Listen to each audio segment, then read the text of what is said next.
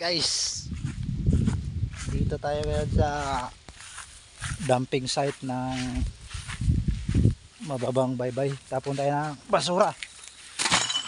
So yan, dito malapit sa sementeryo.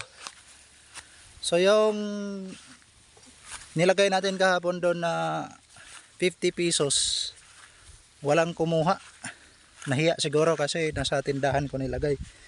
So ngayon, dito malapit sa tapunan ng basura, dito may putol na puno ng niyog.